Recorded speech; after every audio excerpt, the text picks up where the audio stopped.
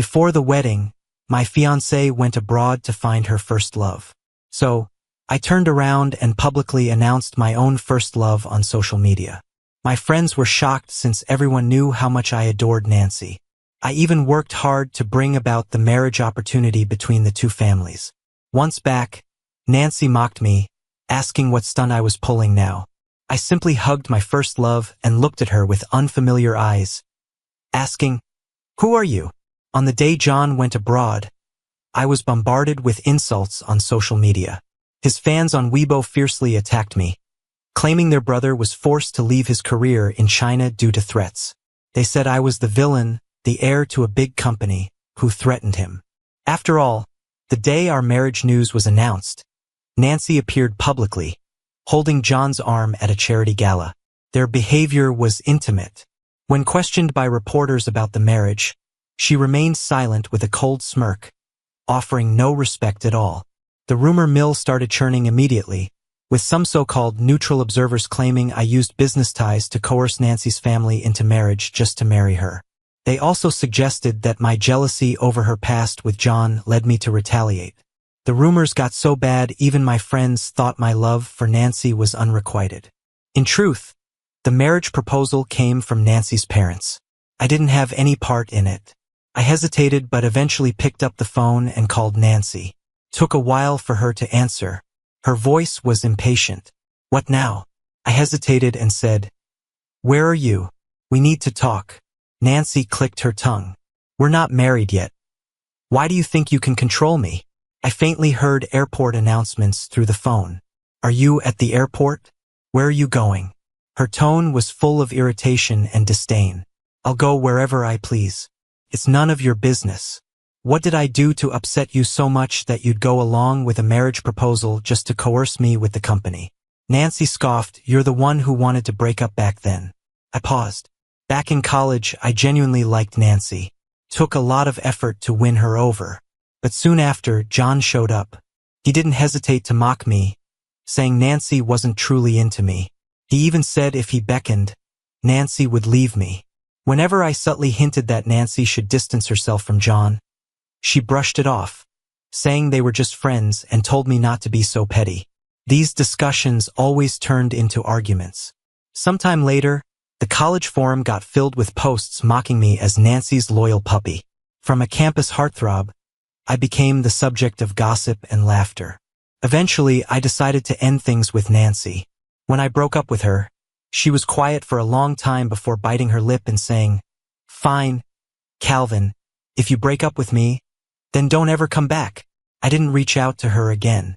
Little did I know, 5 years later, our parents picked Nancy as a prospective marital match. And Nancy misunderstood, thinking I threatened to marry her. Regarding the marriage, I tried to explain but got cut off. "Don't worry," Nancy sneered. "I don't like you, but I won't abandon the company either. Calvin, you want the title of husband? I'll give you that, but don't expect anything else." The next day, photos of John and Nancy shopping abroad surfaced. Nancy carried luxury shopping bags, looking happy, while John held her hand, their fingers intertwined. There was a picture where they were close, seemingly about to kiss. The photographer casually posted it on social media, captioning it, "Spotted an attractive couple abroad. So sweet." The post quickly gained attention. "Isn't that John? And the woman beside him is Nancy? Calvin's got some major issues now, doesn't he? Sure, he's got money and influence, but Nancy still prefers John. Our John's got charm that no one can resist." People exclaimed how well-matched John and Nancy seemed. Some even dug up our college forum history. Oh my God, Calvin apparently used his position as a department head in college to make things hard for John. I vaguely remembered that time. John didn't fulfill his duties within our department. At the end of the year, I didn't nominate him for the Outstanding Member Award, which seemed to anger him. He complained, saying he needed it for his scholarship. But he never acknowledged his lack of commitment. Nancy witnessed this and urged me to give John the award since there weren't many available. I firmly refused, emphasizing how unfair it would be to others who worked diligently. Nancy disagreed, arguing not everyone needed it as desperately as John. I didn't relent, stating if he needed it, he should have shown effort all along. Nancy, for the first time, argued back, calling me heartless. Later, she added John's name to her project, and he got his scholarship. Now, this tale resurfaced but was twisted out of context. Calvin was petty and denied John an award just because John was close to Nancy, some claimed. John was a scholarship-dependent, struggling student. If not for Nancy, he'd have missed tuition. The uproar from this revelation triggered fan outrage. They started doxing me, uncovering all my social media accounts, even my lesser-known ones. My pet videos were flooded with hateful comments. That cat is unlucky to be with someone like you. How can you be so corrupt? Why don't you just go die? The direct messages were brutal. Some even sent black and white photos of my whole family. Hope your entire family goes to hell. Days of online hate left me feeling down. Then came flu season and I got a high fever. With my head spinning, I kept calling Nancy from home, hoping she'd step up and explain things. This involved my family. I couldn't just sit back. The fever left me disoriented and achy all over. One call after another, I lost count. No one picked up. The hateful words online echoed in my mind, and regret took hold. Why did I agree to this engagement? What did I ever see in someone like Nancy? Over and over, I dialed Nancy's number, ready to call off the engagement the moment she answered. But the phone kept ringing. No answer. In a daze, I misdialed and called a different number by accident. Why are you calling me? A soft female voice asked. When I came to, I was in a hospital room. There was a beautiful woman standing by my bed. How are you feeling? Her voice was cool but caring. Seeing her face, excitement filled my eyes. Amy, you're finally back. The person I was holding stiffened up. Calvin? Holding her, I couldn't stop talking. I had a fever and couldn't reach you. We're getting married in a month. Where were you? After I said this, Amy paused and was silent for a moment. Who am I? Confused, I asked, You're Amy, my fiancée. What are you saying? Amy's eyes widened, a blush on her cheeks. Unbelievable, I said. What do you mean? Are you backing out? Amy's eyes flashed. Haven't you always liked? Without letting her finish, I interrupted coldly. Amy, we're getting married in a month. Are you trying to back out now? We stared at each other. She pressed the call button by the bed. Doctor, please come. I think the patient has some memory issues. My parents arrived after the hospital diagnosis. The doctor said I had temporary memory issues from the fever. Physically, I was all right, but who knows when my memory would return. Mom and Dad stepped out to talk to the doctor, leaving Amy and me alone. I tugged on Amy's sleeve, bewildered. Did I really mess up my memory? But I clearly remember us getting married next month. Amy's breathing got a bit erratic as she gripped my hand tight. Calvin, you heard the doctor. I like you and am willing to marry you. But after your memory comes back and you realize you're marrying me, will you regret it? I interrupted. I won't regret it. I'm an adult. I'll own my choices. Amy seemed stunned. But I won't force you into anything unwillingly. I hugged my knees, feeling a bit down. If I got it wrong, forget it. My memory's messed up. You're not obligated to marry me. The next moment, she held my hand. Amy met my gaze, gripping my fingers. Let's get married. Her breathing quickened, her whole face flushed. Next month it is. I was discharged soon after. But my family was tight-lipped about the past, not saying much.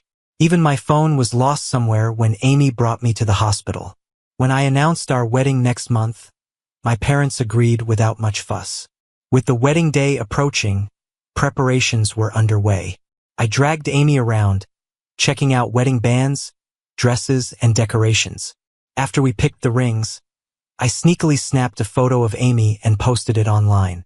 We picked out rings. Someone's taste isn't as good as mine.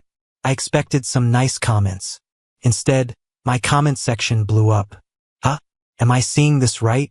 Did Nancy get some work done? Looks good, though. Are you blind? That's Amy. Still confused.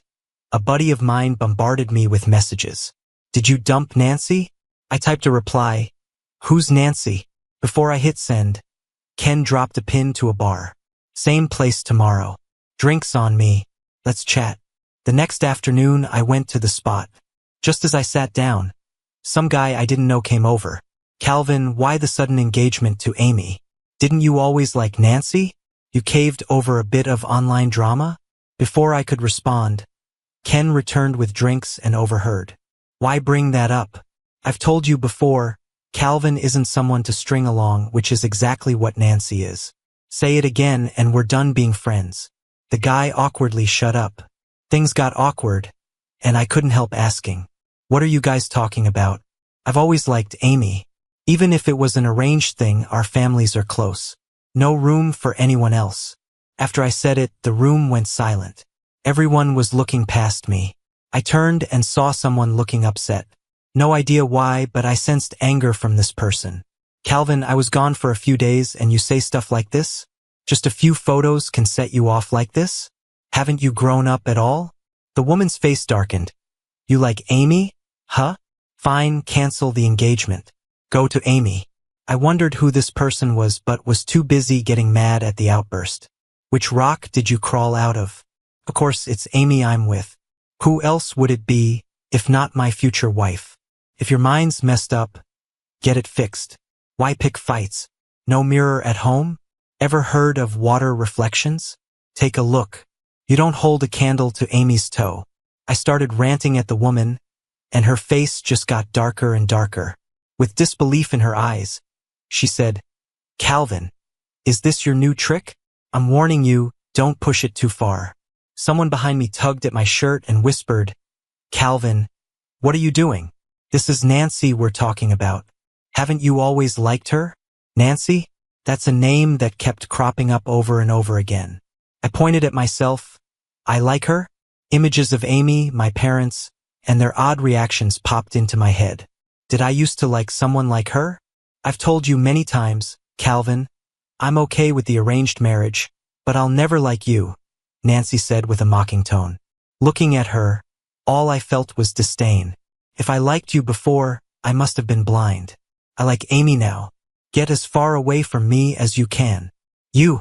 Nancy looked really pissed and grabbed my wrist. What are you up to now? Then, someone stepped between us, and the cool voice of Amy sounded in my ear. Stay away from him. When Amy showed up, I took her hand. Seeing this, Nancy looked even worse. Calvin, do you think by doing this I'll fall for you again? Trying to make me jealous with Amy? Don't forget you already tried this trick before. Without that piece of memory, I was clueless, but I felt Amy stiffen. I had a bad feeling that this might be true. Seeing Amy's reaction, Nancy went from being angry to calm. With a sneer, she said, Amy, rushing over whenever Calvin calls. Such a loyal dog. How did it feel watching us date in college?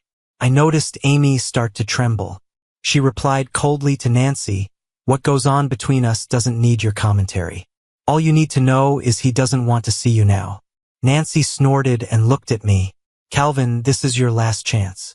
Leave with me, and the wedding will still be on in a month. I won't hold today against you. Or Nancy glanced at Amy, the smile vanishing from her face. Keep being stubborn, and the engagement's off, no matter how much you threaten. You choose. She made it sound like she was giving me a choice, but her eyes said she was sure I'd let go of Amy's hand and leave with her. Even Amy's look was like she knew I wouldn't choose her. Everyone seemed to think I'd pick Nancy. I was silent. Was I really that bad before? Nancy saw my silence and, looking more sarcastic than ever, even reached out a hand towards me. Amy's grip on my hand loosened, her eyes full of disappointment. Smack. A crisp sound rang out in the air as Nancy held her cheek, disbelief written all over her face. Are you crazy? I held Amy close, ruffling her hair. This girl must be nuts. Honey, let's go home. Ignore her. Since I got out of the hospital, Amy and I hadn't been this close. Calling her honey seemed to make her tense up. And on the other side, Nancy looked shocked. Sure, let's go home. Amy turned and snuggled into my arms. Ken was the first to play along, acting surprised, not married yet, and you're all over each other. Don't go overboard, you guys. Most of the other friends caught on and joined in the teasing, but not Nancy. She stood in the corner, looking sullen. As Amy and I left, she stared hard at me, like she was trying to see through me. A few days later, Nancy suddenly announced that she's with John. Everyone was in an uproar. Fans freaking out over this couple is one thing, but Nancy announcing it herself was another ballgame. With her being basically a princess, dating someone from her own roster was explosive news. People were guessing all sorts of things, mainly why Calvin wasn't making a fuss. But actually, Nancy's parents were already sitting in my living room. Nancy's mom put on a brave face. "In-laws, this was our daughter's mistake. We've already scolded her." She took my hand warmly. "Calvin, you're the only one in my eyes fit to be Nancy's husband and our son-in-law. John is just an insignificant actor. We can't let her marry him." I calmly pulled my hand back, despite my jumbled memories, staying cool. "No need, ma'am. Let's just call off the engagement. It's not like it's the feudal era. Who cares about social standing anymore? I think Nancy and John are a good match. A trashy girl and a dog, made for each other, right?" The smile froze on Nancy's mom's face, but she kept trying. "Calvin, I know you've liked Nancy since college. You broke up with her and she's acting out. Just say a couple of nice things to her, and she'll drop John in a heartbeat." I found it laughable. Sweet talk her? She really thinks our family's desperate to join with theirs? My mom finally put an end to the conversation. "I think we're done here. Our family doesn't lack for matches. We only agreed because Calvin seemed interested in Nancy. We misunderstood. Parents shouldn't make decisions for their children. Honestly, Calvin is marrying Amy next month. They've been close since they were little, always had strong feelings for each other. Nancy's a good kid, but she should find someone else." With it said, there wasn't much else she could argue. I'd had enough, so I went to the garden for a smoke. Unintentionally, I overheard Nancy's mom on the phone. "You ungrateful brat, driving me mad. It's like you have no brains. You agreed to the engagement, and now you're with some pretty boy? Calvin and Amy are getting married next month. There's nothing to discuss." "Don't call me mom." The person across seemed to be saying a lot, but she had no patience for it and scoffed. "Do you think everyone will pamper you like your dad? I'm done dealing with you." After hanging up, she met my gaze while I was having a smoke. There was a flicker of awkwardness on her face, and she sighed. "Sorry, Calvin. Nancy says one thing but means another and has poor judgment. But as a mother, I have to say Nancy really likes you. Is there really no chance for you two?" She looked at me hopefully. I just shook my head. "Auntie, what's the point? Amy and I are doing well, and Nancy doesn't even like me. Forcing people together through marriage is pointless." She was silent for a moment, sighed, nodded, and left. My phone buzzed with a message from Amy, asking which restaurant I wanted for our weekend date. I smiled and forwarded her the newest one I'd found. Amy responded with an okay emoji, indicating she'd arrange it. My gloom lifted, and I walked back inside with a bounce in my step. Bad memories are best forgotten. At first, Nancy and John's matter made a big fuss.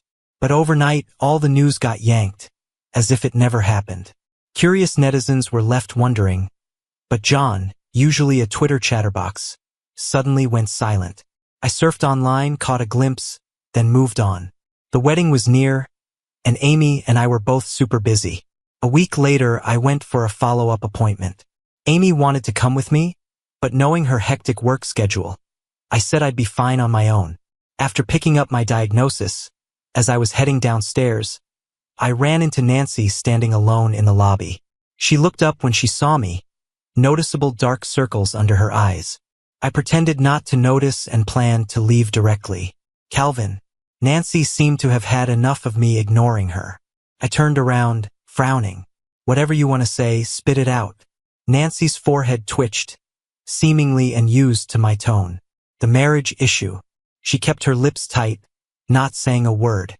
Just as my patience was about to run out, a man's voice came from behind. "Nancy, who are you talking to?" John, holding a bag with a mask on, only showed his eyes. Seeing me, his eyes darkened, but he quickly composed himself. "Oh, Calvin, it's been a while." "Hello, Senior," he said, tugging on Nancy's arm. I've seen the doctor, let's go. However, Nancy stood still, looking at me. John's expression stiffened, but he forced a smile. I get it. Nancy just got back. It's normal for you two to catch up. He jutted his chin out, acting magnanimous. I'll be waiting over there. I looked between John and Nancy. You two really? Nancy's breathing hitched. And if I say it's true? I nodded. You two make a great pair, wishing you happiness. Just remember to give me 2 wedding red envelopes. Leaving those words, I turned to leave. But then, Nancy gripped my wrist, anger tinging her voice. Years passed, you still won't listen to my explanation. Why are you so calm usually? But with John, you're always suspicious. I rolled my eyes, classic line. Even with amnesia, I know if you think something's fishy, it usually is. I know myself well enough not to unjustly accuse anyone. I pulled my hand back. Do I really know you? We're that close? John cut in, Calvin, please stop fighting with Nancy. Everything wrong are my faults. Don't blame Nancy. I smirked. This guy's good at playing innocent. Of course, it's your fault. John's smile froze. But your methods suck. Blame my past self for being dumb. I glanced at Nancy, stating coolly, kindly step aside. I need to get home for my fiancé's cooking. Nancy's attention darted elsewhere. You're living together? She looked incredulous. I raised an eyebrow. We're getting married next month. Why's living together a big deal? Nancy gritted her teeth and tried to pull my arm. We need to talk. In the scuffle, my diagnosis slipped from my hand, landing at her feet. Nancy frowned, picking it up, face going stiff. After a while, she looked up, bewildered. Calvin, what's this? Amnesia? Nancy stared hard at the diagnosis sheet, as if trying to burn through it. Impossible. How could you just forget? Her voice trailed off, but the medical report doesn't lie. Notice her realization. I dropped the act. Yeah, I don't remember, and I don't know you. Now give me back the diagnosis. I have to go home. I reached for it, but Nancy hid it behind her with a stern face. If you have amnesia, then why agree to marry Amy? I replied plainly, because I remember Amy. You remember her, but claim not to know me? Nancy looked dark, questioning. Calvin, do you think I'll believe that? I let out a short laugh. Believe what you want. Keep the diagnosis. I don't need it. Ignoring Nancy, I turned to go. As I left, I heard John's voice. Nancy, can we head back? Nancy snapped, go yourself if you've got legs. Then she shouted after me, Calvin, I'll check if this diagnosis is fake. Don't play games with me. I rolled my eyes inside. A few days later, just outside of work, I saw an unfamiliar car parked. Nancy stepped out, looking serious. Is it true you have amnesia? I barely frowned. What's it to you? She seemed not to notice my resistance. Come with me. She stubbornly tried to grab my hand. I dodged her reaching hand and snapped. Why should I go with you? That place might help you remember something from your past. I was skeptical. What place could be that magical? My phone buzzed. I unlocked it to see a message from Amy. Off work yet? I ignored Nancy and focused on replying. Yep. What delicious thing did you make today? Without realizing it, Nancy came over and saw the message on my phone. Her face fell. Calvin, are you sure you like Amy? You're so scared of getting your memory back. Do you really want to blindly marry Amy? Nancy looked unwilling. I talked to a doctor. You need to stimulate your brain. If you go to that place with me, maybe you'll remember something. I turned off my phone and looked her in the eyes. I'll go. An hour later, I drove with Nancy to Zhang University, my alma mater. Walking around the campus, Nancy kept telling stories relentlessly. Remember this place? The track field, we used to come here a lot when we first started dating. This cafeteria, window 2 sweet and sour pork was your favorite. Finally, we stopped by the basketball court. It wasn't dark yet, and many students were playing on the court. Suddenly, there was a commotion, and a ball came flying right at me. Look out. Nancy noticed the ball and shouted a warning. Just as I was about to dodge, someone gave me a light push, and I smelled a fresh soap scent. When I came to, I locked eyes with Amy. Why did you come here with her? Didn't you say you were coming home for dinner? I opened my mouth to explain, but a sharp pain hit my head. My legs went weak, and Amy caught me just in time. Calvin, in a daze, Amy helped me to the car, pushing away Nancy, who tried to intervene. Are you okay? Drink some water. I'll take you to the hospital right now.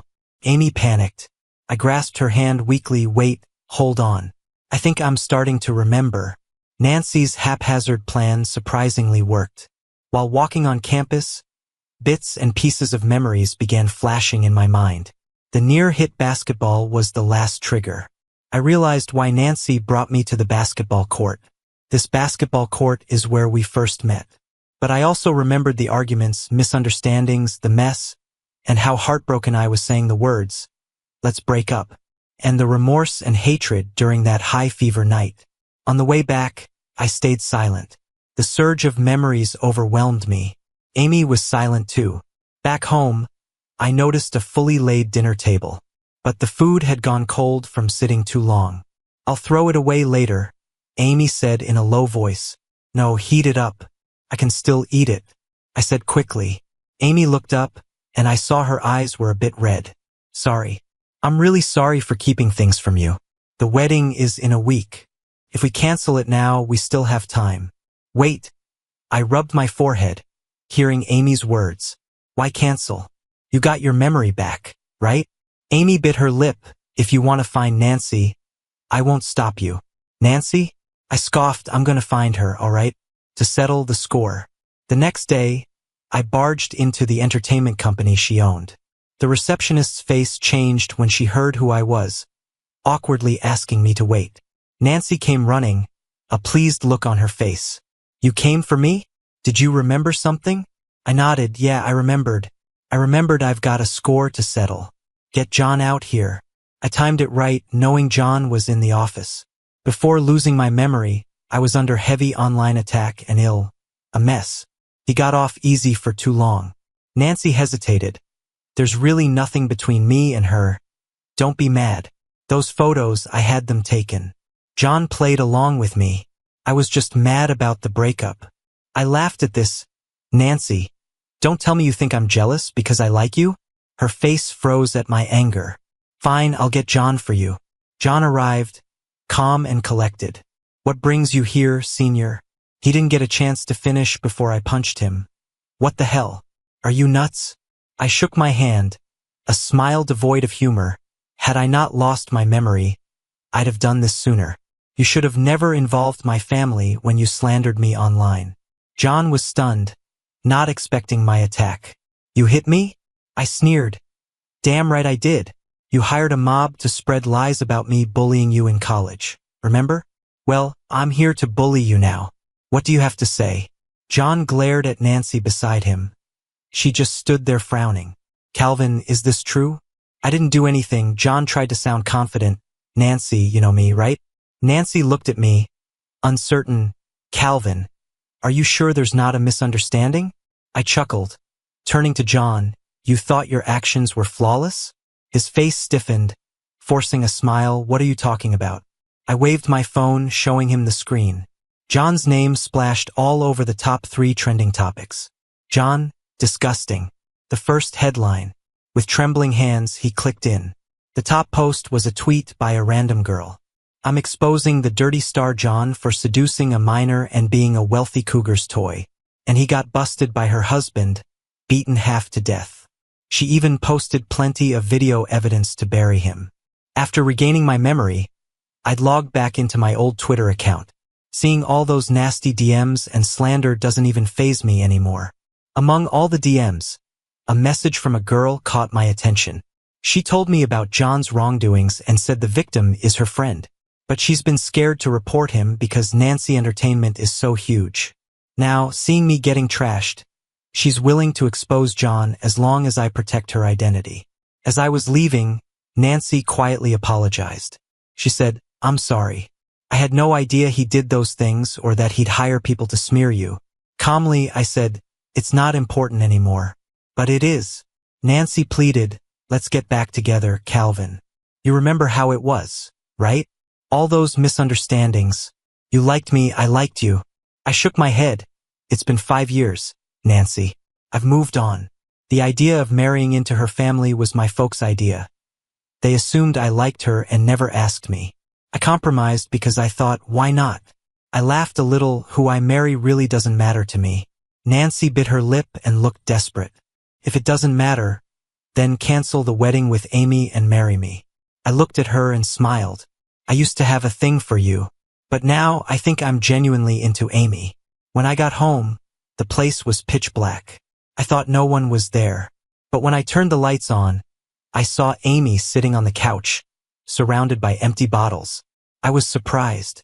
She looked up drunk with a pouty face. You didn't come home all day.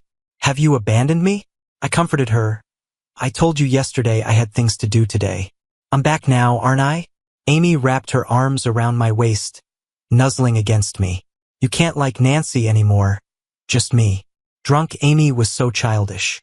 Normally, she'd never say stuff like this. Maybe because she hides her feelings so well, I never realized she liked me. I closed my eyes, thinking back on everything. I even dragged Amy along for advice on what gifts girls like, using her to win over Nancy. Amy took me to great restaurants, and I'd tell her I'd bring Nancy there next. I can't believe how much that must have hurt. And I didn't even notice. I hugged Amy, stroking her back. Never again. I'll only like you from now on. Hearing this, Amy let go and batted her eyes. Really? I smiled and nodded. I'm not lying. Then suddenly something warm and sweet with a hint of alcohol touched my lips. Amy was kissing me. Her grip was so tight, I could barely breathe. At the peak of it, I felt my cheek get wet. Amy was crying. Who knows how long it went on before we finally pulled apart. I scooped her up off the couch and took her to the bedroom. The next morning, Amy was still curled up in my arms, fast asleep. I kissed her forehead and got up carefully to head to work. As soon as I reached the office, my phone rang. Ken's excited voice came through the line. Dude, did you check the trending topics yesterday? Even more people are spilling the tea today. Turns out, John wasn't from a poor family at all but a middle-class one. Yet he still took scholarship spots meant for needy students. Plus, he was pretty shady with your college advisor and took the merit scholarship away from others. It's all out there now. As I listened to Ken, I opened Twitter to see for myself. Today's headlines were even juicier than yesterday's. And since it involved minors, the police took John in for questioning. His fans were trying to paint him as the victim, but no one believed them against solid evidence. Then they started blaming John's company for not doing anything. But within half a day, the entertainment company released a statement saying their contract with John, the disgraced artist, ended this month and won't be renewed. Still, Nancy's company couldn't avoid the fallout. John's behind-the-scenes stunts of paying folks to spread lies and defame others were exposed too, and I was one of his targets. Now that John's reputation is trashed, brands have canceled their deals with him, leaving him facing huge penalties. He got what he deserved, and I've got no interest in making it tougher for him. Plus, my wedding with Amy is just around the corner. On the big day, I put on my carefully chosen suit. My parents and Amy's parents were all smiles, watching us stand in front of them. Amy's mom was so happy. I've always hoped you'd be my son-in-law, Calvin. And here we are. Amy was red as a tomato, Mom. Amy's mom grinned. Why? Did I force you? Remember when you were little, always wanting Calvin to be your hubby, and sulking if he didn't play along? I squeezed Amy's fingers, leaning in to tease. Who knew you've been plotting since way back then? Huh? Amy's face turned even redder, and she looked away. I was laughing so hard I could barely stand straight.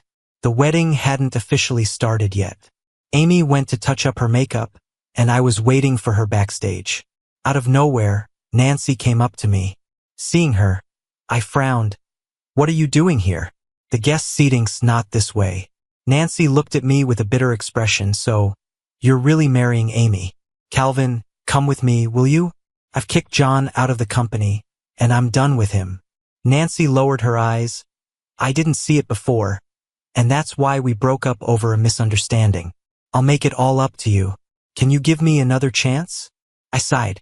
Her persistence was starting to get on my nerves. Just as I was about to speak, a cold voice came from behind. He can't. I turned around to meet Amy's eyes. Amy stood protectively in front of me, looking at Nancy. Nancy, what are you trying to prove here?